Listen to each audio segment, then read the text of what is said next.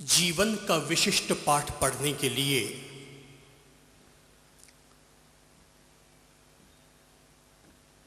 बतौर प्रवेश के रूप में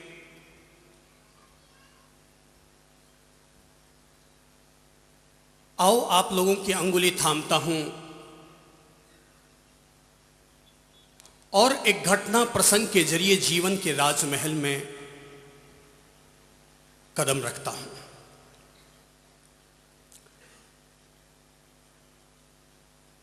महान दार्शनिक कन्फ्यूशियस 90 वर्ष के हो चुके थे। उन्होंने अपने समस्त अनुयायियों और शिष्यों के बीच ये घोषणा की कि उनके जीवन जीने का उद्देश्य पूरा हुआ और वे कल सुबह सूर्योदय के साथ ही अपनी नश्वर देह का त्याग कर देंगे।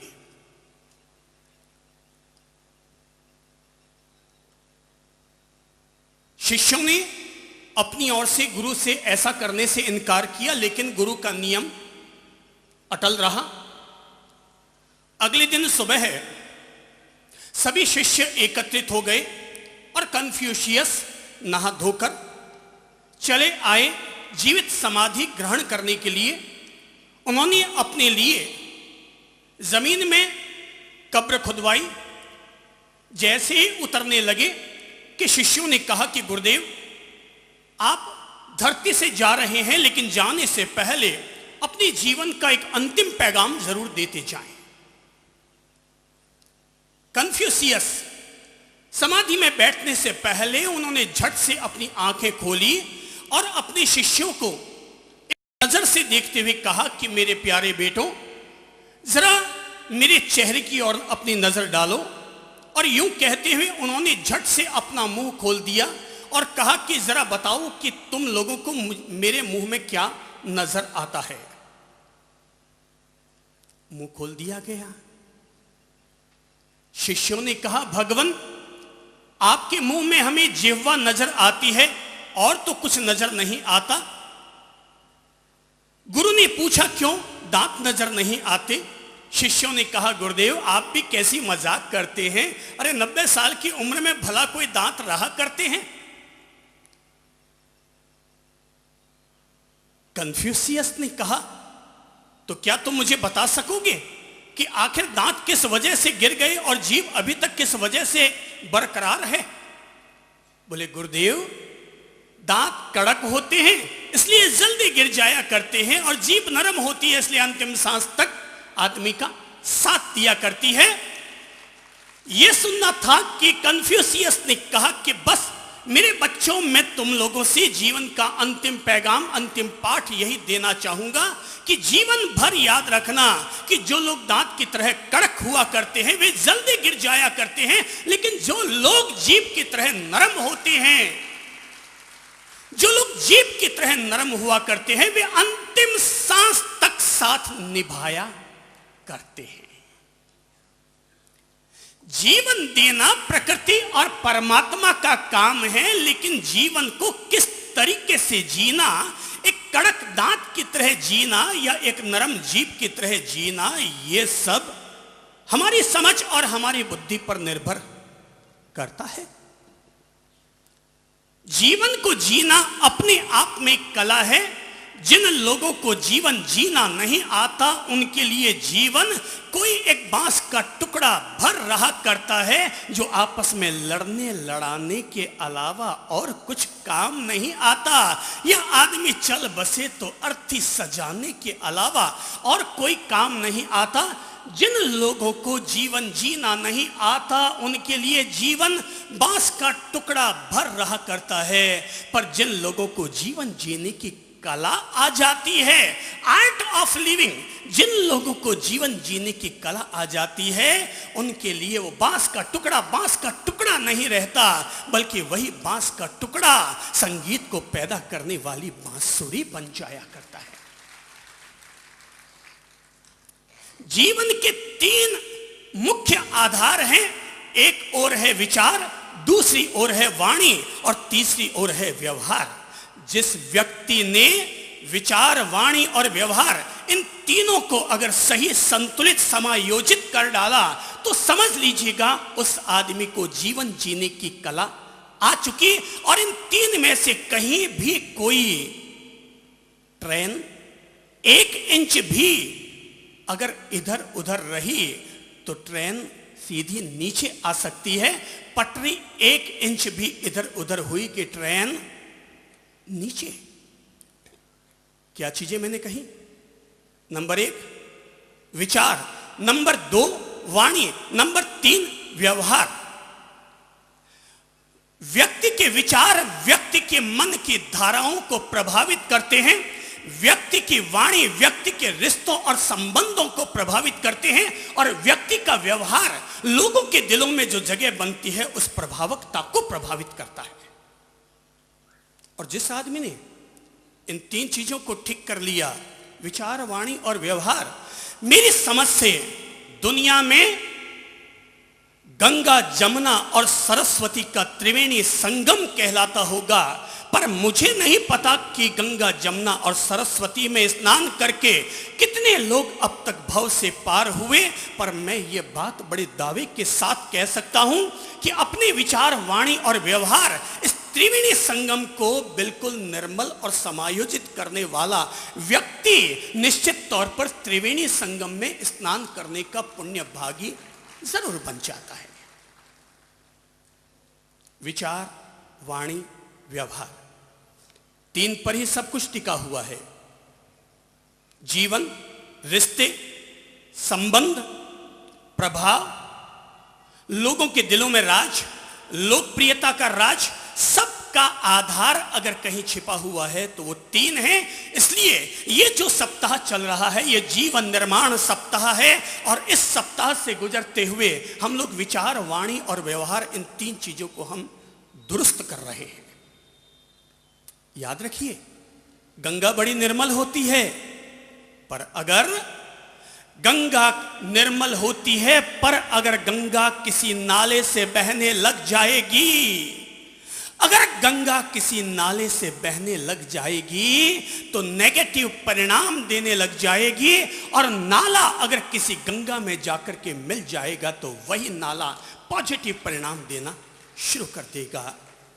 हाथ में ताला है, हाथ में चाबी है, अगर उल्टी तरफ घुमाओगे तो ताला बंद हो जाएगा, सीधी दिशा की तरफ घुमाओगे तो वही ताला खुल जाएगा। विचार, वाणी और व्यवहार, इनको अगर उल्टी दिशा की तरफ चलाना शुरू कर दिया तो आप सभी लोगों से कहना चाहूंगा कि जीवन के रिश्तों के प्रभावकता के सारे ताले बंद हो जाएंगे। पर अगर हमने इनको सीधी दिशा की तरफ, ये धार्मिक संत लोग बार बार एक शब्द का प्रयोग करते हैं और वो शब्द होता है सम्यक, वो होता है सम्यक्त्व। मुझे नहीं पता ये धार्मिक संत लोग इस सम्यक्त्व का क्या अर्थ लगाते होंगे, पर मैं तो इतना सा अर्थ लगाता हूं कि अपनी उल्टी दिशा की तरफ जाने वाले विचार, वाणी और व्यवहार को सही दिशा की तरफ घुमा लेना, इसी का नाम है जीवन का सच्चा सम्यक्त्व। कुछ दिन पहले की बात है, एक बहन हमारे पास आई और आकर कहने लगी कि भगवान, मेरे और मेरे पति के बीच में पिछले करीब 6 महीने से अनबन चल रही है, आपस में बातचीत भी बंद हो गई है। वो उधर कमरे में सोते हैं, मैं इस कमरे में सोती हूं, न एक दूसरे का बना हुआ खाना पीना खाते हैं, न एक दूसरे से बोलचाल करते हैं। नगर में एक बहुत बड़े ज्योतिषी आए, मैंने उनको अपना हाथ दिखाया, जन्म कुंडली दिखाई और जन्म कुंडली देखकर उन्होंने कहा कि बहना, तुम एक टोटका कर लो, तुम्हारी बात बन जाएगी। तो वो कहने लगी बहना कि महाराज जी मैंने वो टोटका किया। मैंने पूछा क्या टोटका किया? बोले टोटका मैंने ये किया, उस ज्योतिषी ने कहा था कि तुम एक काम करो, बाजार जाओ और एक पाव शहद की शीशी खरीद कर ले आओ, जहां तुम सोती हो उसके ठीक सामने शहद की शीशी रख लो, और सुबह जैसे ही आंख खुले उठते ही सबसे पहले शहद की शीशी को देख लिया करो। 27 दिन तक ये टोटका करो, तुम्हारे पति और पत्नी के बीच में वापस सुलहनामा हो जाएगा। वो बहन कहने लगी, महाराज जी 1.25 महीना गुजर गया पर कहीं कोई अभी भी बात बन न पाई। 1.25 महीना गुजर गया, कोई भी बात न बन पाई, इसलिए आपके पास आई हूं, शायद आप कोई रास्ता सुझा दे। मैंने कहा मैं रास्ता सुझा दूं? बोले हाँ सुझा दीजिए। मैंने कहा अगर आप मुझसे रास्ता पूछना चाहते हैं तो मैं आपको रास्ता ये दूंगा, बहन शहद की शीशी को देखना बंद करो, शहद की शीशी को देखना बंद करो, क्योंकि शहद की शीशी को देखने से आज तक कभी भी किसी पति पत्नी के बीच में सुलहनामा नहीं हुआ। अगर तुम चाहती हो कि तुम्हारा सुलहनामा हो जाए तो शहद की शीशी देखना बंद करो और खुद को ही शहद की शीशी बना डालो। शहद की शीशी को देखना बंद करो और खुद को ही शहद की शीशी बना डालो। हम लोग तो शहद की शीशी हैं, जिसको भी अंदर उतारना हो उतार लीजिएगा। तो बोले कि ठीक है, मैं खुद शहद की शीशी बन जाती हूं, पर मुझे इसके लिए करना क्या पड़ेगा? मैंने कहा मैं थोड़ा गेम रिस्की बताऊंगा, करना पड़ेगा। बोले कर लूंगी, आप जो कहेंगे कर लूंगी। जब उस पंडित ने कहा 27 दिन उसके कहने से ऐसा कर लिया, आप कहें तो आपके कहने से मैं कुछ नहीं करूंगी। मैंने कहा बहन शहद की शीशी को देखना बहुत आसान है, पर खुद को शहद की शीशी बनाना उतना ही कठिन है। 1 महीने का उपवास करके 30 दिन का उपवास करके अपने आप को तपस्वी बना लेना आसान है, पर खुद को शहद की शीशी बना लेना मासक क्षमण की तपस्या करने से भी ज्यादा कठिन है। बोले मैं कर लूंगी।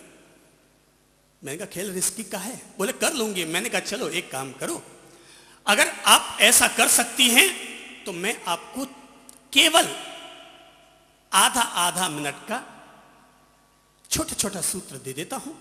बोले ठीक है मैं अपना लूंगी।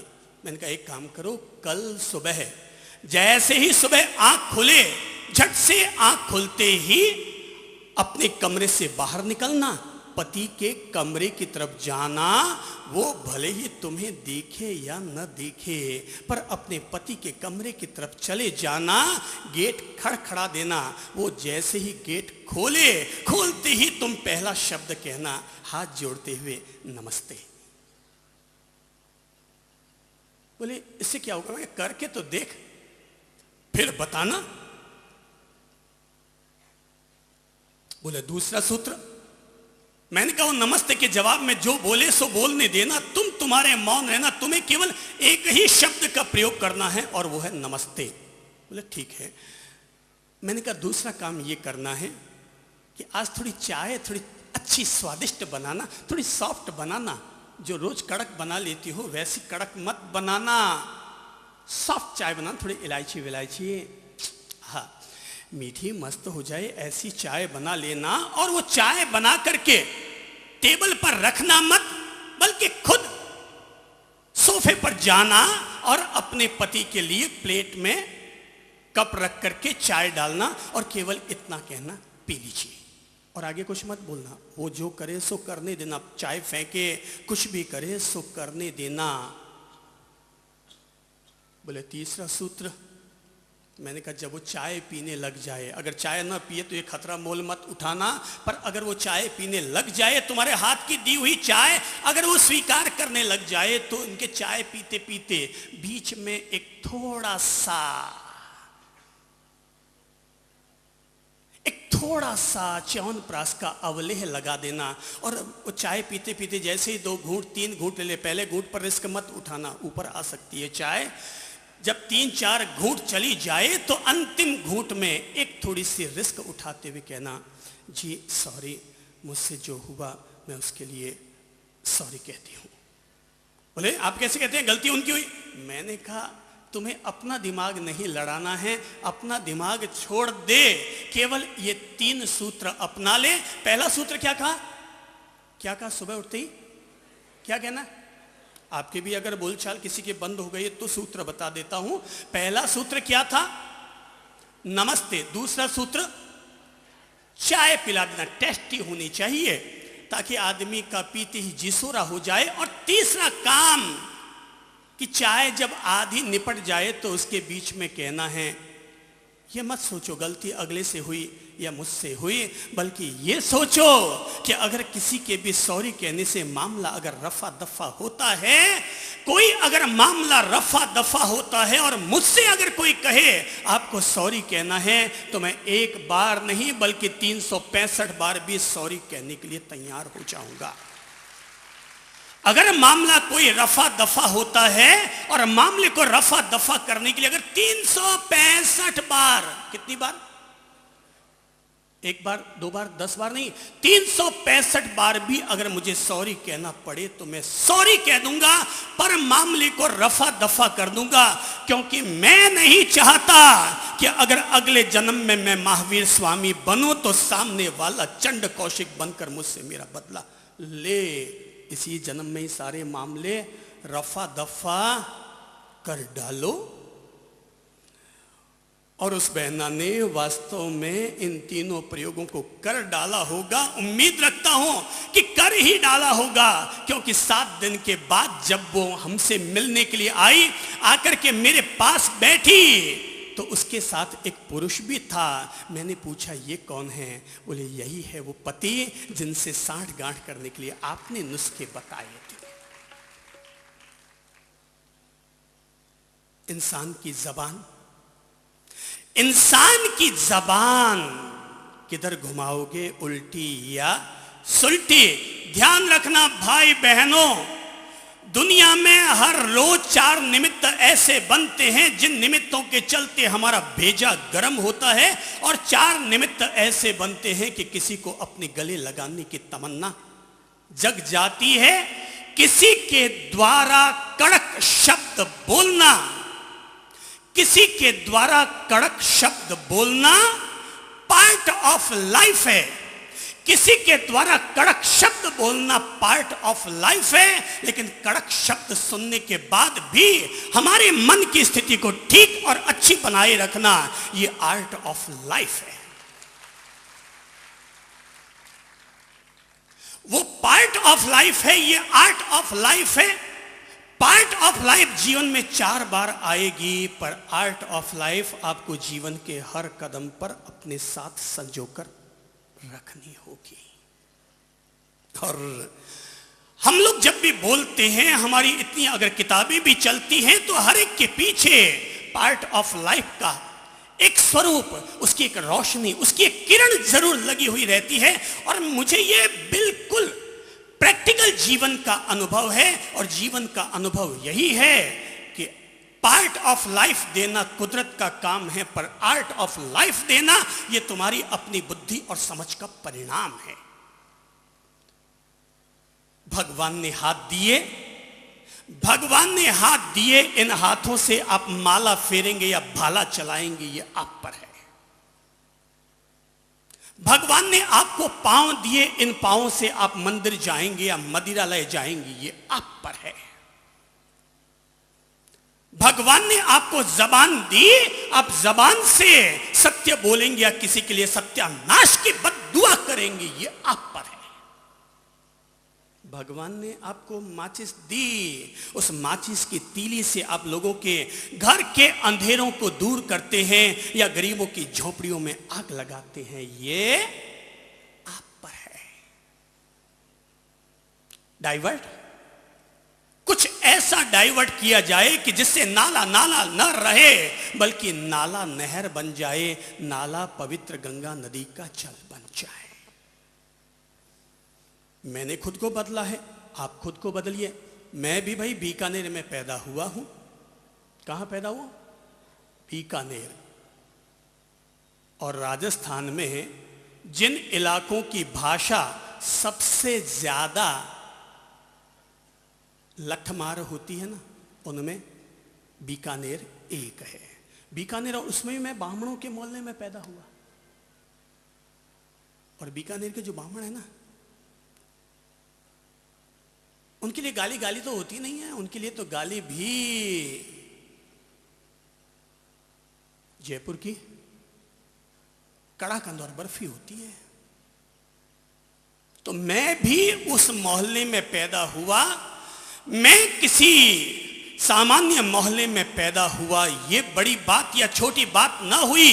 पर अगर हमने अपनी जबान को सुधार करके हमने अपने आप को बीकानेर का न रहने दिया, बल्कि अपनी जबान को हमेशा इतनी सम्मान भरी बना दिया कि हमारी भाषा बीकानेर की भाषा नहीं कहलाती है, हमारी भाषा हिंदुस्तान की भाषा कहलाती है। और लोग हमें सुनकर हमें पढ़ करके बोलना सीखते हैं कि किसी भी आदमी को अगर किसी के दिल में उतरना है तो किसी चंद्रप्रभ महाराज की तरह बोलना शुरू करो। बदला, खुद को बदला, और जो बदला उसी का नाम दीक्षा है। खुद को बदलने का नाम ही परिवर्तन है, बाकी सब धूल दाढ़ी राख छानी है। चलो आज हम अपनी जबान को ठीक करते हैं, अपनी जबान को बदलते हैं। द आर्ट ऑफ टॉकिंग, बातचीत करने की कौन सी कला हो सकती है, क्या तरीका हो सकता है, आज हम उस महामार्ग से गुजरते हैं। याद रखिएगा भाई बहनों, ये जबान है, जरा गौर कीजिए तो बाहर क्या है, क्या है, क्या है? होंठ। होंठ को सुंदर बनाने के लिए लोग क्या करते हैं, क्या करते हैं? पुरुष कुछ बोल नहीं रहे हैं क्योंकि वो कुछ करते नहीं है। महिलाएं कुछ करती है तो अपन लोग होठों की सुंदरता के लिए क्या करते हैं? लिपस्टिक लगाते हैं। लगाते तो लगाते हैं, इसमें बोलने में काहे की शर्म है। लिपस्टिक लगाते हैं, होठों की सुंदरता के लिए लिपस्टिक लगाते हैं। हालांकि मैं आपकी इस बात में ज्यादा विश्वास नहीं रखता कि होठों पर लिपस्टिक लगाने से सुंदरता आती हो। मेरी समझ से अगर सुंदरता लगती है तो होठों पर लिपस्टिक लगाने की बजाय जो कलर रहित जो चीज आती है ना, क्या बोलते हैं उसको, जिसमें कलर नहीं होता फिर भी होठों पर लगाते हैं, ग्लिसरीन समझ लो, कुछ भी आप लोग अपनी भाषा में समझ लो, वो लगा लेंगे तो थोड़े होठ चमकते हुए अच्छे नजर आएंगे। अब हम चलते हैं थोड़ा सा और अंदर। तो पहले क्या मिलते हैं हमें? पहले किससे मिलना होता है? क्या है? दांत। कितने हैं? कितने हैं?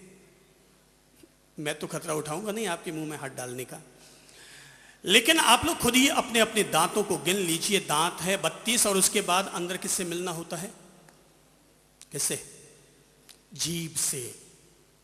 दांत 32, जीभ 1। जीभ अगर ढंग से चलती रही तो 32 ही सुरक्षित रहेगी, जीभ अगर गड़बड़ कर बैठी तो 32 ही बाहर आ जाएगी। इसलिए दांतों को संभालने की जरूरत नहीं है, होठों को संभालने की जरूरत नहीं है। आपके होठों को आपके पति संभाल लेंगे, आपके दांतों को कोलगेट वाले संभाल लेंगे, लेकिन आपकी जिह्वा को, मेरी जिह्वा को मैं संभालूंगा और आपकी जिह्वा को आप संभालेंगे। याद रखिएगा भाई बहनों, जबान में ही जहर छिपा है, जबान में ही अमृत छिपा है। जबान ही कैंची की तरह चलती है और जबान ही सुई धागे की तरह आपस में एक दूसरे को पिरोती है। जबान अगर ढंग से चलाना आ जाता, जबान का अगर ठीक से उपयोग करना आ जाता, तो न रामायण का युद्ध होता, न महाभारत के खेल खेले जाते। रावण को जबान का ठीक से इस्तेमाल करना नहीं आता था, तो परिणाम यह निकला कि वो खुद अपने ही सगे भाई को खो बैठा। जिस जबान के कारण रावण ने अपने भाई विभीषण को खो दिया था, राम ने उसी जबान के कारण अपने दुश्मन को भी अपना सगा सहोदर जैसा बना लिया था। विभीषण किसके खेमे में चला आया? किसके खेमे में? राम उनका क्या था? क्या था? भाई था, बाप था, काका था, दादा था, क्या था? दुश्मन था। लेकिन फिर भी रावण क्या था? विभीषण के लिए दुश्मन था। भाई था। हाँ, ये मुद्दे की बात जिस दिन आप लोगों को समझ में आ जाएगी, आप अपनी जिह्वा का ठीक से इस्तेमाल करना शुरू कर देंगे, क्योंकि रावण ने इसी जबान के चलते अपने भाई को खो दिया था और राम ने इसी जबान का सदुपयोग करते हुए दुश्मन के भाई को भी अपना बना लिया था। आपके हाथ में क्या पहना हुआ है? देखिए बहन, आपके हाथ में क्या पहना हुआ है? बोलिए बोलिए बोलिए, चुपचाप मत बैठो, क्योंकि ये प्रवचन सभा नहीं है, ये जीवन के रूपांतरण की पाठशाला है। एक स्टूडेंट की तरह अपन सब लोग यहां पहुंचे हुए हैं। मुझे आप जो समझना चाहे सो समझ लीजिए। समझ ले, टीचर समझे, प्रोफेसर समझे, कुलपति समझे, गुरु समझे, महाराज समझे, XYZ, आपको स्वतंत्रता है।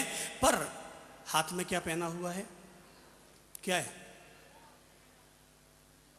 चूड़ी और कंगना, कड़ा। गले में क्या पहना हुआ है? चैन। याद रखना भाई बहनों, हाथों की शोभा चूड़ी और कंगने से होती है, गले की शोभा सोने की चेन और डायमंड की चेन से होती है। लेकिन इंसान के जीवन की सुंदरता और शोभा तो इंसान की मीठी जबान से होती है। घर में अगर एक बहू सुहाती है और एक बहू नहीं सुहाती, तो यह मत समझना कि जो बहू सुहाती है वो अपने पीहर से माल ज्यादा लाती होगी।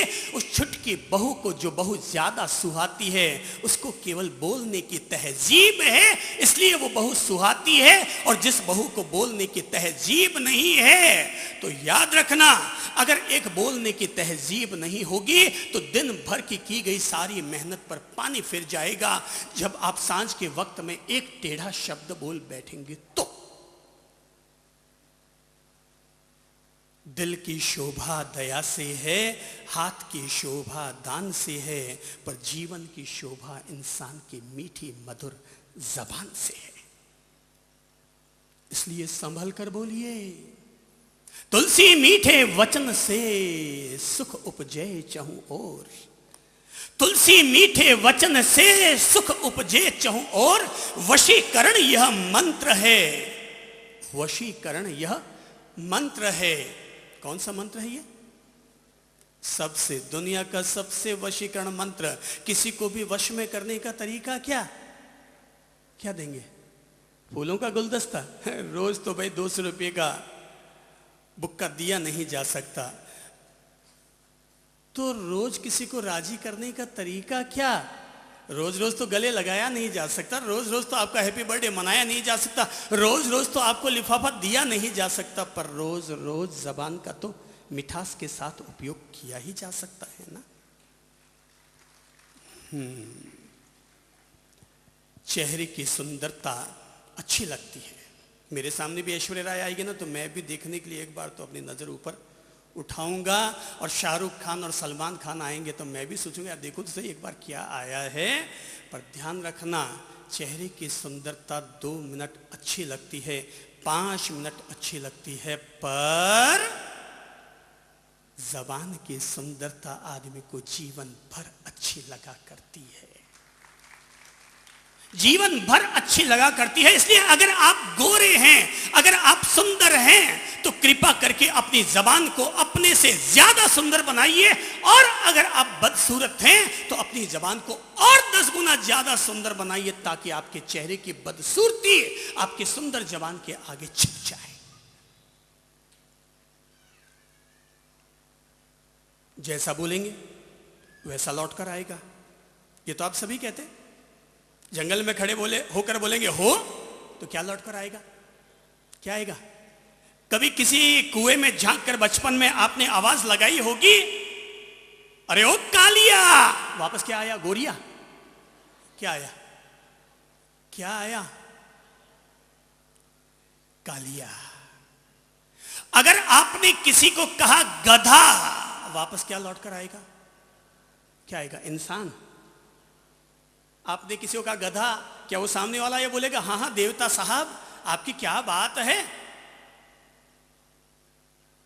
जैसा बोलेंगे वैसा लौट कर आएगा। संभल कर बोलना जरूरी इसलिए है क्योंकि हम नहीं चाहते कोई हमारा अपमान करे, हम नहीं चाहते कोई हमें दर कुत्ता करे, हम ये नहीं चाहते कि कोई हमें यहां से साइड खिसकाए। अगर आप चाहते हैं कोई हमें ना खिसकाए तो कृपा करके आप भी किसी दूसरे को दर कुत्ता करके यहां से मत खिसकाइए, क्योंकि यहां लौट कर वही आता है जैसे बीज आदमी बोया करता है। ये जगत और कुछ नहीं है, ये जगत माइक की तरह इको साउंड होता है, लौट लौट कर आता है। आज अगर आपको कोई गधा कह रहा है तो यह प्रकृति व्यवस्था कर चुकी है। जरूर हमने कभी किसी को गधा कहा होगा। प्रकृति के लौटाने में वक्त तो लगता है, प्रकृति के लौटाने में वक्त तो लगता है। हो सकता है कोई 6 महीने के बाद फल लौट कर आए, पर अगर आपने किसी को गधा कहा है तो जरूर आपने पहले किसी को गधा कहा होगा, तो आज आपको गधा सुनने को मिल रहा है। मैं अपनी एक बहुत प्यारी मनोवैज्ञानिक कहानी कहता हूं, जो देश भर में बड़े बड़े प्रबंधन गुरुओं ने मेरी इस कहानी का उपयोग किया है। बड़े बड़े मैनेजमेंट गुरुओं ने मेरी इस कहानी का उपयोग किया है। और कहानी बिल्कुल छोटी सी कहानी है। एक मां और बेटे के बीच में झगड़ा हो गया। मां ने बच्चे को डांट लगा दिया, बच्चे की गलती थी। मां ने बच्चे को चांटा लगा दिया, डांटा। बच्चे को गुस्सा आया, बच्चा घर छोड़कर भाग गया। क्या किया बच्चा? घर छोड़कर भाग गया। घर छोड़कर भागा, गांव से बाहर निकला, जंगल में पहुंचा। मां के प्रति गुस्सा आया हुआ था और जंगल में पहुंचा, और जंगल में पहुंचकर चिल्ला चिल्ला कर कहने लगा, आई hate you, I hate you, I hate you. और जैसे ही उसने जाकर कहा आई हेट यू, जंगल में क्या हुआ है? क्या बात आपने कही है। जैसे ही बच्चे ने कहा आई हेट यू, वापस क्या हुआ? कितनी बार? 3 बार। आपने अगर 3 बार कहा है तो मैं 3 बार मान लेता हूं। बच्चे ने चिल्लाकर कहा आई हेट यू, जंगल वापस गूंजा और आवाज लौट कर आई, I hate you, I hate you, I hate you. बच्चा छोटा था, जैसे ही उसने सुना आई हेट यू, बच्चा घबराया। अरे क्या जंगल में रहने वाले बच्चे मुझसे नफरत करते हैं, नफरत करते हैं? नहीं नहीं नहीं नहीं, मैं अपने जंगल में रहने वाले छोटे छोटे देवों से कभी भी नफरत नहीं करूंगा। बच्चा घबराया, दौड़कर वापस मां के पास आया, रोने लगा। मां ने पूछा बेटा हुआ क्या? बोले कि मां मैंने वहां पर गया, चिल्लाकर बोला आई हेट यू।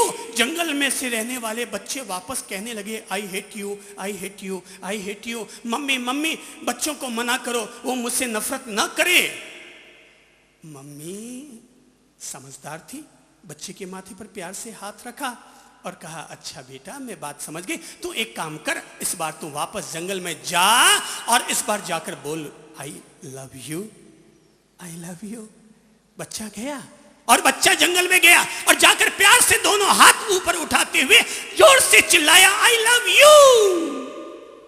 जंगल में क्या हुआ? वापस क्या हुआ? जरा आप बोलिए तो सब लोग, क्या हुआ? क्या हुआ? I love you, I love you, I love you. बच्चे ने कहा आई लव यू, जंगल में वापस गूंज हुई, I love you, I love you, I love you गूंज उठी। वो खुश हो गया, ओ इसका मतलब जंगल के बच्चे मुझसे प्यार करते हैं, मुझसे प्यार करते हैं, अब वो नफरत नहीं करते। दौड़ा चला आया माँ के पास, आकर के माँ से प्यार से गले लिपट पड़ा और माँ से कहा मॉम मॉम अब बच्चे मुझसे नफरत नहीं करते, अब बच्चे मुझसे प्यार करते हैं, प्यार करते हैं, प्यार करते हैं। तब माँ ने बच्चे को पास में बिठाया, माथे पर हाथ फेरा, प्यार से समझाया बेटा आज जीवन का एक पहला पाठ जरूर पढ़ लेना, और पाठ ये पढ़ लेना कि लाइफ इज एन इको, जीवन केवल एक अनुगूंज है। आई हेट यू बोलोगे तो लौट कर आएगा आई हेट यू, और अगर बोलोगे आई लव यू तो लौट कर क्या आएगा? I love you. जयपुर के लोग अभी भी आई लव यू कहते हुए संकोच करते हैं। ठीक है भाई, मुझे मत कहो, अपने अपने घर वालों को याद करके, मम्मी को, पापा को, हस्बैंड को, भाई को, देवर को, उनको, और कोई नया याद आए तो बच्चों को याद करके बोल दो आई लव यू, क्योंकि इसके बदले में क्या लौट कर आएगा? I love you. थे तो मीठा मीठा, खोल लो खोल लो। मीठे रस से भरोड़ी राधा रानी लागे, राधा रानी लागे, माने कारो कारो जमुना जीरो पानी लागे, कि माने कारो रे कारो, कारो रे कारो। जय हो। हम लोगों के साथ गाएंगे, लोगों की तालियों के साथ गाएंगे, क्योंकि जो आनंद ताली में आता है वो घर में बजने वाली थाली में भी नहीं आता। आहा, हो जाओ शुरू।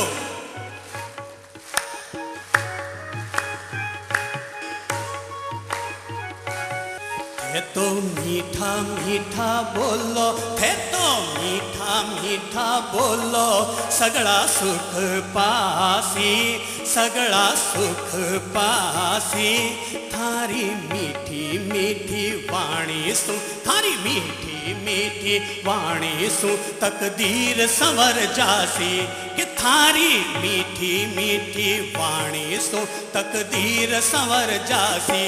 थे तो मीठा मीठा बोलो, सगड़ा सुख पासी, सगड़ा सुख पासी, थारी मीठी मीठी वाणी सु, तकदीर संवर जासी। सब लोगों के लिए गीत है ये, खास तौर पर जो लोग कड़वे बोल जाते हैं, जो लोग डायमंड बने हुए घूमते हैं, लेकिन सोने की थाली में जिनको भी लगता है कड़वा बोलने की लोहे की मेख गड़ी हुई है, वो क्या करो? थे तो मीठा मीठा, आनंद ले लो। थे तो मीठा मीठा बोलो, सगड़ा सुख पासी, सगड़ा सुख पासी, थारी मीठी मीठी वाणी सु, तकदीर संवर जासी, कि थारी मीठी मीठी वाणी सु, तकदीर संवर जासी। जय हो। आहा,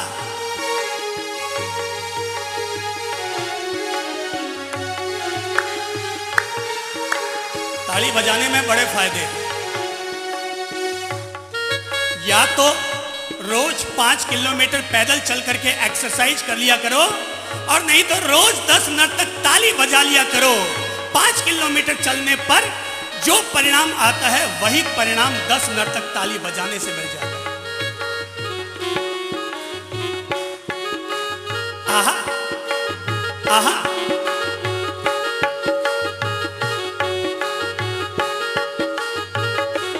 मेरी तो इच्छा कर रही है खड़ा हो जाओ और डांस करो। जो खावे शर्म फूटे उनरा करम। याद रखो भाई बहनों, गोडे उसी के दुखा करते हैं जो जिंदगी में कभी डांस नहीं करता, और जो रोजाना कमरा बंद करके 10 मिनट तक डांस कर लेता है उसे कभी बुढ़ापा नहीं आता। आहा,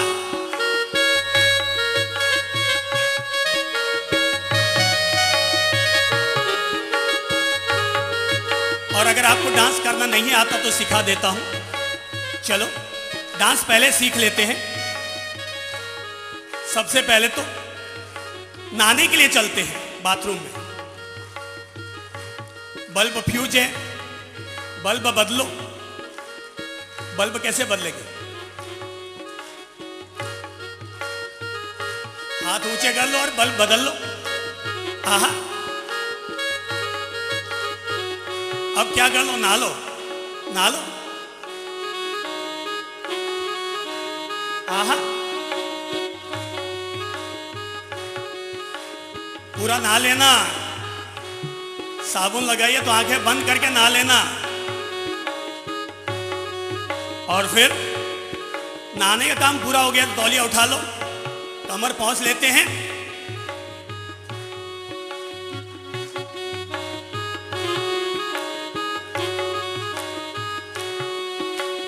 आहा,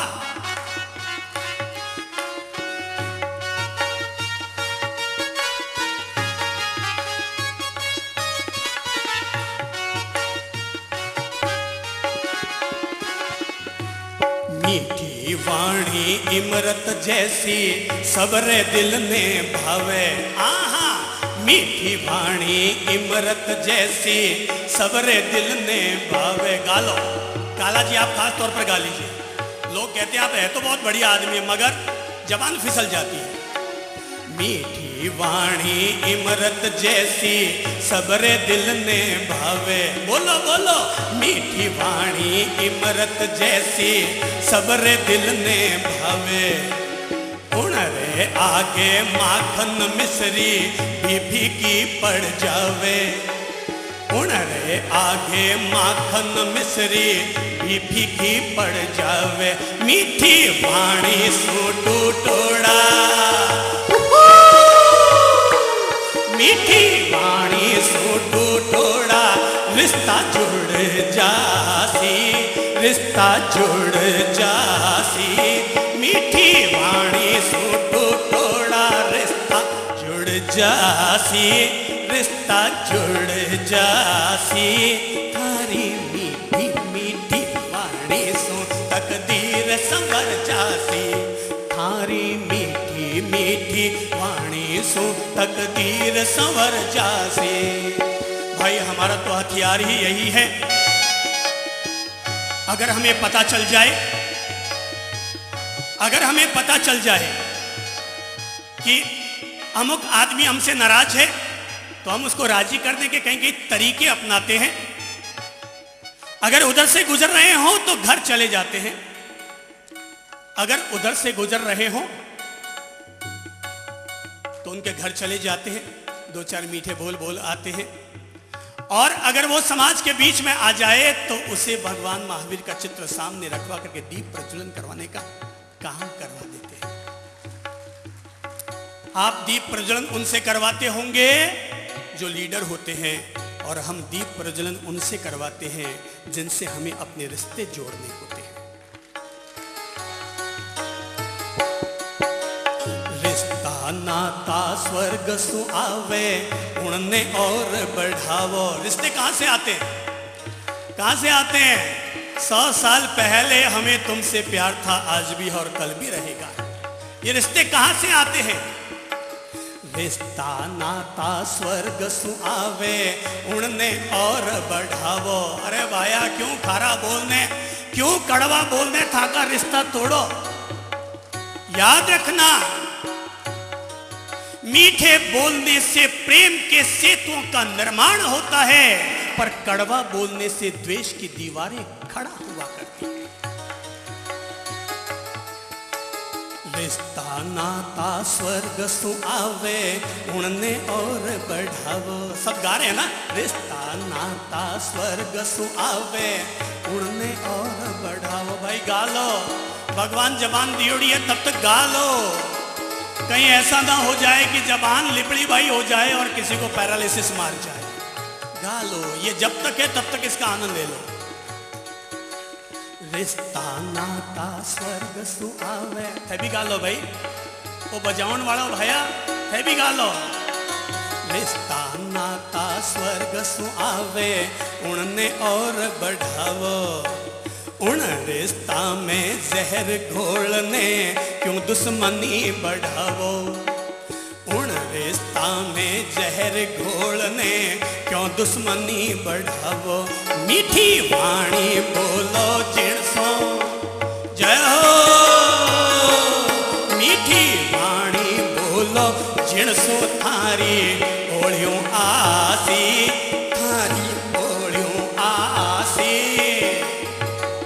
भाई याद रखना, मर जाएंगे तो घर में तस्वीर तो टांगी जाएगी, पर एक मजबूरी में तस्वीर टंगती है और एक श्रद्धा से तस्वीर टंगती है। और श्रद्धा से तस्वीर कब टंगेगी? जब हम क्या करेंगे? क्या करेंगे? क्या करेंगे?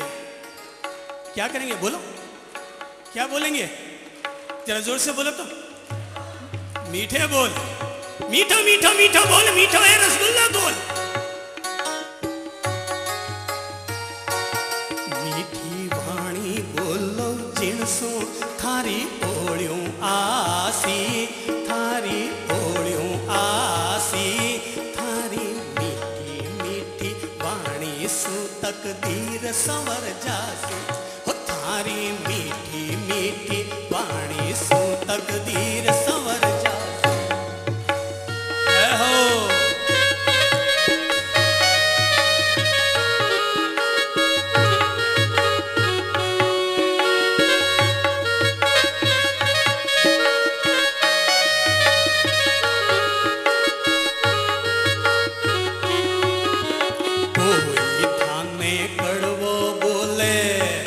क्या करना है?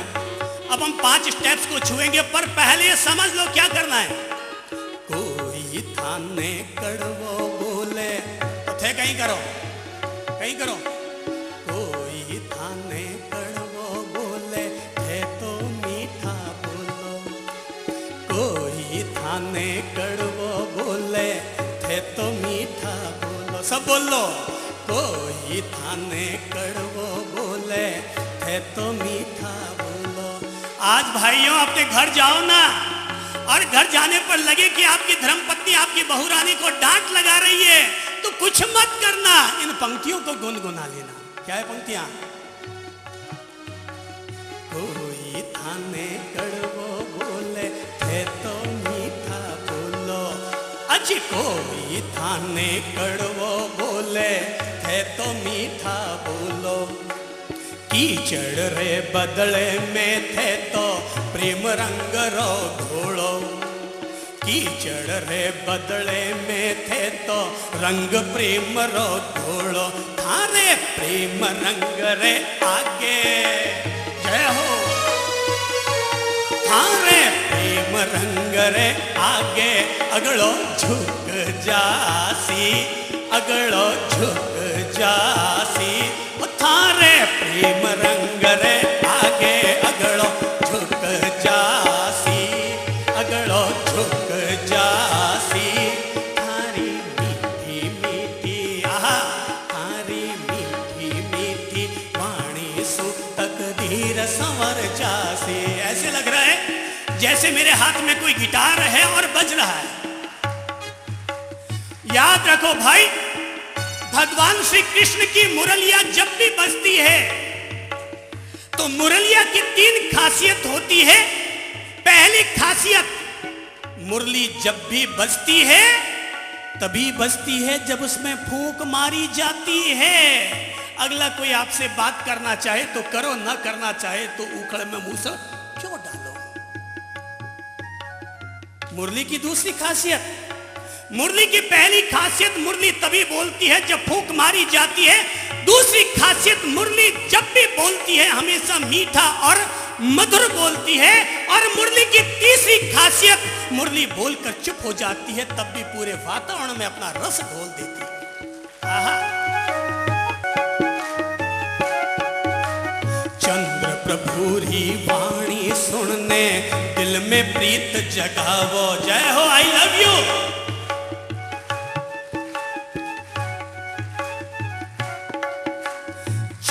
प्रभुरी वाणी सुनने, दिल में प्रीत जगावो। खास तौर पर ये जयपुर वालों के लिए गीत बनाया है, बिल्कुल ताजा ताजा गीत बना है। चंद्र प्रभुरी वाणी सुनने, दिल में प्रीत जगावो। माफ करो या माफी मांगो। समझ लो भाई लोगों, माफ करो या माफी मांगो। क्या करो, क्या करो?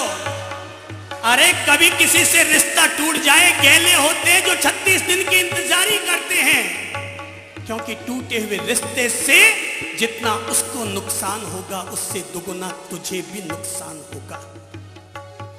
36 इंच का सीना उसका नहीं होता जो रोज दंड बैठक लगाता है। 36 इंच का सीना उसका होता है जो गलती करने वालों को माफ करने का बड़प्पन दिखाया करता है। माफ करो या माफी मांगो। आहा, माफ करो या माफी मांगो। सबने गले लगाओ। माफ करो या माफी मांगो। सबने गले लगाओ। तारो प्रेम देखने क्या होगा आपका अगर घर घर में, भाई भाई के बीच, समाज में अगर एक दूसरी जात के बीच अगर प्रेम होगा तो क्या होगा? क्या होगा? हारो प्रेम देखने खुद ठाकुर जी दौड़िया आसी, ठाकुर जी दौड़िया आसी। थारो प्रेम देखने ठाकुर जी खुद दौड़िया आसी, ठाकुर दौड़िया आसी। थारी मीठी मीठी वाणी सु तकदीर संवर जासी। थारी मीठी मीठी वाणी सु तकदीर संवर जासी। किथे तो मीठा मीठा बोलो सगड़ा सुख पासी, सगड़ा सुख पासी। थारी मीठी मीठी मीठी मीठी मीठी मीठी वाणी सु तकदीर संवर जासी। थारी मीठी मीठी वाणी सु तकदीर संवर। आहा आहा आहा, जरा देखिए तो ऐसे लग रहा है जैसे कोई शाहरुख खान को अगर नाच करना सीखना दादाजी से सीखो। आहा आहा आहा, क्या ठुमका लगा रहे हैं।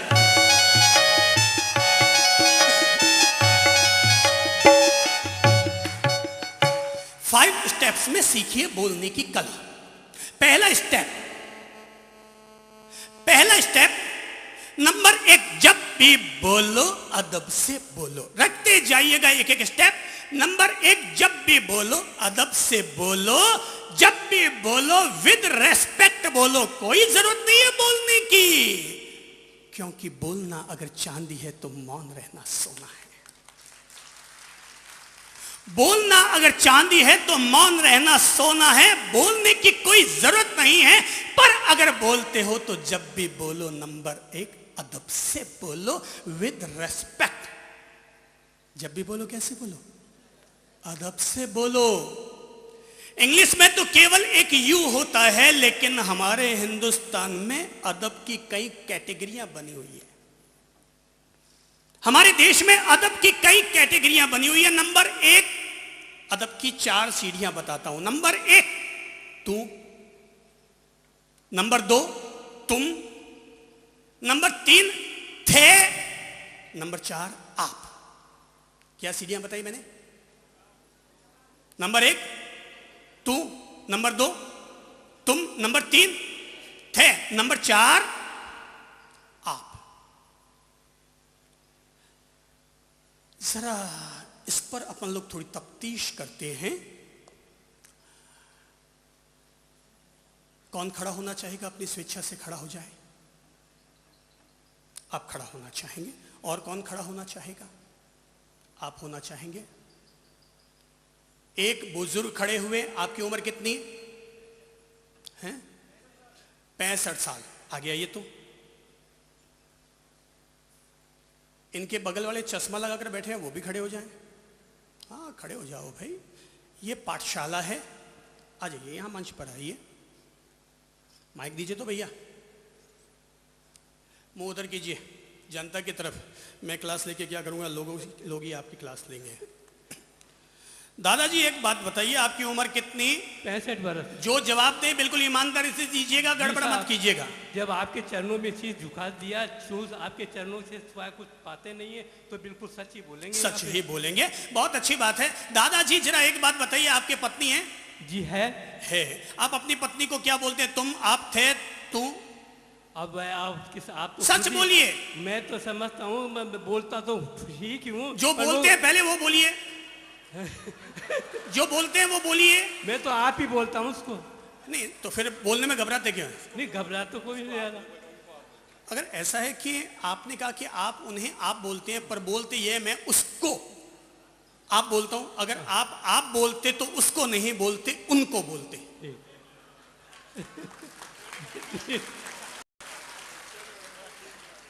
फिर आप उनको बोलते, यानी आप अपनी इमेज रखने के लिए यहां तो आप बोल रहे हैं, लेकिन घर में जाके कुछ और गड़बड़ करते होंगे। नहीं, बिल्कुल सही। सेकंड वाले को दीजिए। सेकंड वाले को दीजिए, जवाब वही बोलेगा जो आप बोलते हो। आप अपनी पत्नी को तू कहते हैं, तुम कहते हैं, थे कहते हैं, आप कहते हैं, क्या कहते हैं? तुम कहता हूं। तुम कहते हैं। Very good. एक बात बताइए, आपके साली है? है। साली को आप कहते हैं, तुम कहते हैं, तू कहते हैं, थे कहते हैं, आप कहते हैं, क्या कहते हैं? आप कहते हैं। देखा, फटती है। जरा ये भाई साहब से पूछो कि घरवाली को तुम कहते हैं, साड़ी को आप कहते हैं, काम घरवाली आएगी कि साड़ी आएगी? घरवाली आएगी। जो रात दिन काम आती है उसे तो हम कहते हैं तुम, और जो कभी कभार काम आती है उसको हम कहते हैं। भाई साहब जी अगले को दीजिए। हाँ भाई साहब जी, आपकी उम्र कितनी है? 49 है। ठीक है, 50 में एक कम है। ठीक है, इसलिए अभी आपके सुधरने की वेला है, उम्मीद रखते हैं। चलिए आप बताइए, आप अपनी धर्मपत्नी जी को तुम कहते हैं, तू कहते हैं, थे कहते हैं, आप कहते हैं, या कोई और नया शब्द कहते हैं? मैं नया शब्द बोलता हूँ, अरे। अरे, ये उससे भी, ये इन चारों से भी ऊंचा है कि नीचा है? क्या है बता दीजिए ना, आप इसे हम गाइडेंस लेते हैं। देखिए साहब, ऐसा है कि ये तो जो आदत पड़ जाती है वो फिर संबंध से छूटती नहीं है। अच्छा, आदत पड़ जाती है। ठीक है, ठीक है। मैं आपके घर एक ऐसा गधा भेजता हूं जिसकी लाते मारने की आदत होगी। मैं कह दूंगा भाई मैं क्या करूं, उसकी आदत पड़ी हो या सो वो तो लाते मारेगा। ठीक है, अगले को दीजिए। हाँ भैया, शादी हो गई? हाँ सर। हैं? या कमरा घूम रहा है? नहीं हो गई। नहीं भाई, हमारी तरह है कि अपनी तरह है? नहीं हो गई। हम तो यार 51 में भी अभी घूम रहे हैं। हम भी घूम रहे हैं, हमारे बगल में बैठे हैं, कहलाते तो राष्ट्र संत होंगे मगर वो भी कंवारे ही घूम रहे हैं। हाँ जी, शादी हो गई? हो गई। हो गई। फाइनल हो गई? हाँ हो गई। कभी बढ़ते भी हो? हाँ। कभी आपस में झगड़ते भी हो? हाँ रोज। अच्छा, रोज। अच्छा अच्छा, ठीक है। कभी गुस्सा करते हो पति पत्नी? हाँ हाँ करते हैं। ठीक है, बिल्कुल आप घबराओ मत, सबकी सबकी यही हालत है घर में, सबके यही है। हाँ, सबके यही है। मतलब कोई आप ये मत समझना कि आपका कोई स्पेशल साफा पहनाया जा रहा है, सबके यही साफे हैं। सही। ठीक है ना। पत्नी को तुम कहते हैं, तू कहते हैं, थे कहते हैं, आप कहते हैं? कभी कभी क्या या फिर तू। कभी कभी क्या? क्या? ओनली क्या? ओनली क्या? अच्छा, क्या? यार ये नया शब्द निकाल के लाए हो हिंदी में, क्या है? हट मीन्स झोंपड़ी, तो व्हाट मीन्स क्या? तो ये नया शब्द है भाई, न तू न थे न आप, या तो बोलते हैं तू या तुम। तू तू तू तू तू। इस बार मत बोलना, घर के अंदर बोले हो तभी तक ठीक है, बाहर बोल दिया तो तू तू तू तू तू तू तू तू तू तू तू तू तू। प्लीज अपने आप को काऊ बनाइए, कुत्ता मत बनाइए। अपने आप को काऊ बनाइए, कुत्ता मत बनाइए। काऊ शांत रहती है फिर भी दूध देती है, कुत्ता भौं भौं करता है फिर भी काटता है। प्लीज बचिए तू से। अगले को दीजिए, बड़े वाले को। यो तो अभी पैदा हुआ है यार, उसको क्या देते हैं? मैं तो देवी कहता हूँ प्रभु। मैं तो देवी कहता हूँ प्रभु। लगता है इन्होंने हमारा जूठा पानी पी लिया है? इन्होंने हमारा जूठा पानी पी लिया है। सो कहते हैं, मुझे भी कह रहे हैं मैं तो देवी कहता हूं प्रभु। तो जो हम में प्रभु देखेगा तो धर्मपत्नी में देवी जरूर देखेगा। और हम तो आप लोगों में भी प्रभु देखते हैं, क्योंकि मंदिर में जाते हैं, मंदिर में रहने वाला भगवान को प्रभु कहते हैं, वापस वो कोई जवाब देता नहीं है। इसलिए मंदिर में तो 15 मिनट रहते हैं, बाकी 24 घंटा मंदिर में जीते हैं, क्योंकि आप सारे इतने देवी देवता और भगवान हमें सामने मिल जाते हैं। वो बच्चे को दीजिए तो। बेटा आपका शुभ नाम? आदिश जैन। आ गया हो ना, घबराते नहीं हैं। जो डर गया सो मर गया। जिंदगी भर याद रखो, हम जब महाराज बने थे ना, सब कुछ छोड़ छोड़ा के आ गए थे, पर एक चीज अपने साथ लेकर आए थे। मैं महाराज बना ना, उससे 2 महीने पहले मैंने एक फिल्म देखी थी, उसका नाम था शोले, और उसका डायलॉग याद रखा था, जो डर गया सो। 35 साल तक एक ही डायलॉग को जिया है, और वो है जो डर गया सो। चल बेटा बोल, घबरा मत। फरमाइए, आपका नाम क्या है? आदिश जैन। आदिश जैन। आपके दोस्त का नाम क्या है? दोस्त तो बहुत सारे हैं। किसी एक का नाम लेना ना जो बहुत अच्छा आपको प्रिय लगता है। ऋषभ। ऋषभ। ज्यादा दोस्त रखने में घाटा है, कोई काम नहीं आएगा। 1-2 रखो, फायदा करेगा। हाँ, इन्होंने अपना नाम क्या बताया बाबू? सब लोग बोलिए तो। आदिश जैन। दोस्त का नाम क्या है? ऋषभ। ऋषभ। पिताजी का नाम क्या है? हैप्पी जैन। हैप्पी जैन। अब जरा एक बात बताओ, खुद का नाम बताया आदिश, दोस्त का नाम बताया ऋषभ, और पापा जी का नाम क्या बताया? हैप्पी। अब जरा आप लोग एक दिमाग में सोचिए चीजें कि खुद के नाम में, दोस्त के नाम में, पिताजी के नाम में क्या फर्क होना चाहिए बोलते समय? क्या फर्क होना चाहिए? जब भी बोलो अदब से बोलो, घर वाली को आप कहना, साड़ी को एक बार तुम कह दो तो चल जाएगा, पर इस जबान से कभी भी तुम अपनी घर वाली को मत बोलना, क्योंकि घर वाली को आप कहना स्वयं महालक्ष्मी जी का सम्मान करने के समान है। कहते हैं यत्र नार्यस्तु पूज्यन्ते रमन्ते तत्र देवता, जहां नारी की पूजा होती है वहां देवता भी रमण करते हैं, और नारी का जब भी नाम आएगा तो हमेशा धर्म पत्नी का नाम आएगा। अब जरा मैं अगर पूछूं, आप में से कितनों ने कहा कि पत्नी को तुम कहते हैं? हाथ खड़ा करके बताइए तो। 1 2 3। इनकी कोई पत्नी है क्या यहां पर? है क्या? खड़े हो जाओ, घबराओ मत। कौन है? कौन है? जो वो खड़े हो जाओ, हर कोई खड़े मत होना। 3 खड़े हुए। बहनों जरा एक स्वर में आप लोग बताइए। चलिए आगे आइए, आगे आइए, आइए आइए आइए बहनों, अच्छी बहनों, आप बहुत अच्छी हैं। इस बार राखी आएगी तो हम आपसे धागा लेंगे, ठीक है ना? आओ बहनों, माइक दीजिए तो भैया इनको।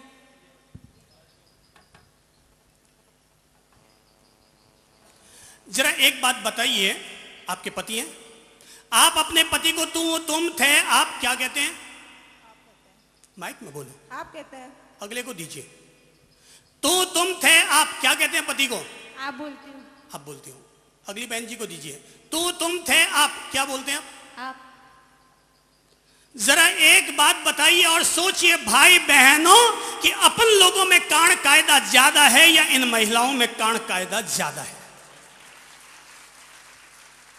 पुरुषों में कान कायदा ज्यादा है या महिलाओं में कान कायदा ज्यादा है? पुरुष लोग दिन भर ज्ञान छांटते रहते हैं, दिन भर हेकड़ी छांटते रहते हैं, महिलाओं की उपेक्षा करते रहते हैं, डांटते रहते हैं। अच्छा होगा कल से महाराज जी के प्रवचन सुनने की बजाय अपनी धर्मपत्नी के पास जाकर के कान कायदा सीख लेना, और आज से ही अपनी जबान से तू तुम थे, इन 3 शब्दों को क्या करो?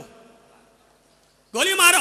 1 2 3, तीनों को ढेर करो, और आज ही अपनी जबान को सुधारते हुए, हो सकता है 3 दिन थोड़ी सी डिस्टरबेंस हो, आपको आदत है निकल भी जाए, पर आज पहला काम करो, क्योंकि पहले दिन हमने मां बाप को प्रणाम करने की आदत डाली, दूसरे दिन भी पॉजिटिवनेस के साथ अपने घर के वातावरण को ठीक किया, और आज हम तू तुम थे।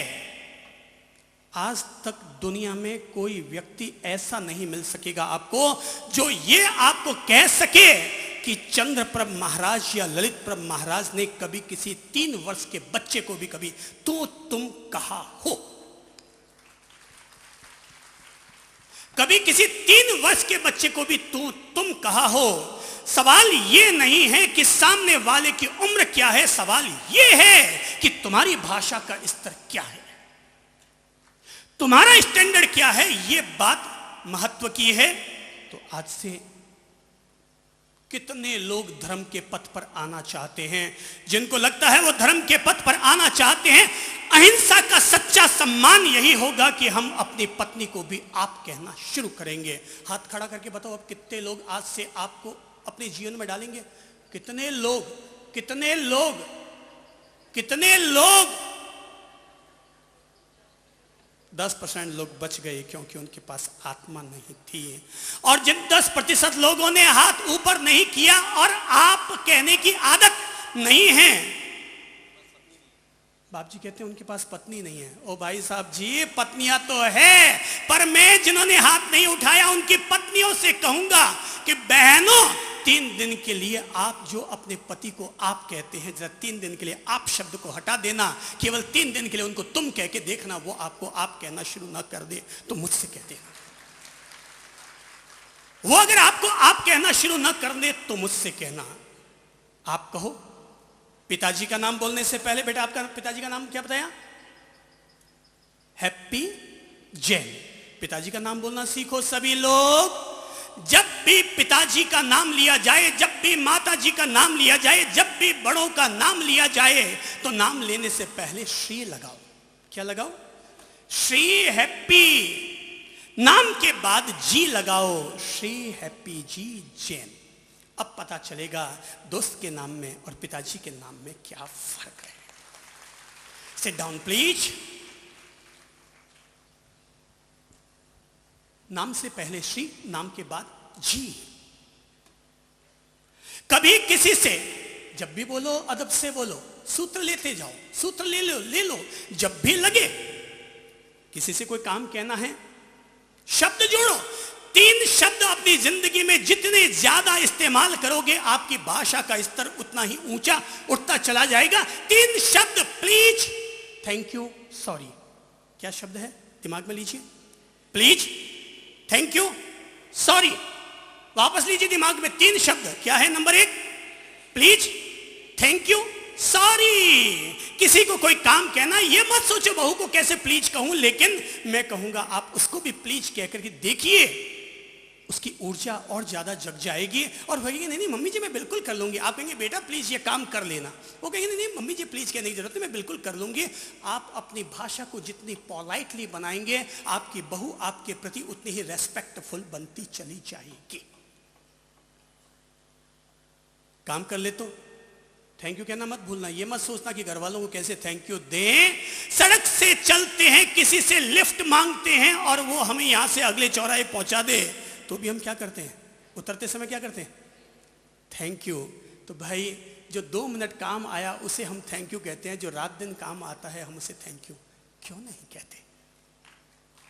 गलती हो जाए 1 मिनट का भी विलंब मत करना, क्योंकि गलती हो गई आप झट से सॉरी कह दीजिए। अगर आपने सॉरी न कहा तो सावधान, क्योंकि मौत का पता नहीं है, वो अगले मिनट भी हो सकती है। और उस समय अगर आपकी मौत हो गई तो जन्म जन्म तक वैर विरोध की गांठ आपके साथ बंधी हुई रहेगी। इसलिए प्लीज, अगर आपको लगता है अमुक के दिल में आपके प्रति या आपके दिल में उसके प्रति है, तो यहां से घर बाद में जाइएगा, अपना मोबाइल ऑन कीजिए। मैं तो कहूंगा इस समय मोबाइल ऑन करो।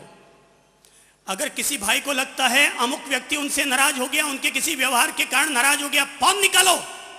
बाकी महाराज कहेंगे फोन बंद करो, मैं कहूंगा फोन ऑन करो और उनको फोन करके सॉरी बोलो। ये मत देखो गलती किससे हुई, क्योंकि गलती चाहे जिससे हो जाए, जो भी माफी मांगने के लिए पहला कदम उठा देता है, बड़ा वही हुआ करता है। माफी मांगने के लिए जो भी कदम पहला उठा लेता है वही बड़ा होता है। नंबर 2, दूसरा स्टेप, जब भी बोलो भाषा समिति का पालन करते हुए बोलो। भगवान श्री महावीर का ये बड़ा दिव्य शब्द है और वह है भाषा समिति, अर्थात विवेक पूर्वक अपनी भाषा का इस्तेमाल करो। कभी किसी खिल्ली मत उड़ाओ, कभी किसी की मजाक मत उड़ाओ, कभी किसी की निंदा आलोचना मत करो। याद रखना, जो व्यक्ति अपनी जिंदगी में कभी किसी की निंदा आलोचना नहीं करता, ध्यान से सुनो मेरी बात को, जो व्यक्ति अपनी जिंदगी में कभी किसी की निंदा आलोचना नहीं करता, वो व्यक्ति केवल अपने इस एक पुण्य के कारण मरने के बाद स्वर्ग लोक के देवलोक का अधिपति बनना तय। बहुत दुख होता है हमें जब कोई हमारे सामने आकर 4 लोगों की आलोचना करता है, निंदा करता है, ये वो है, वो वैसा है, वो वैसा है। हम कहें प्रभु जी इनको सद्बुद्धि दो प्रभु जी, क्योंकि बुद्धि से, वाणी से हमेशा फूल खिलने चाहिए, हमारी वाणी से कभी कांटे नहीं निकलने चाहिए। हमेशा दूसरों की तारीफ में शब्द निकलने चाहिए, न कि दूसरों पर कैंची चलती रहनी चाहिए। क्या करो? भाषा समिति। भगवान श्री महावीर कहते हैं अंधे को अंधा बोलना भी पाप है, काणे को काणा बोलना भी पाप है, लूले को लूला बोलना भी पाप है। भाषा समिति, विवेक से बोलिए, ऐसा मत बोलिए जिसको बोलने के बाद प्रायश्चित करना पड़े।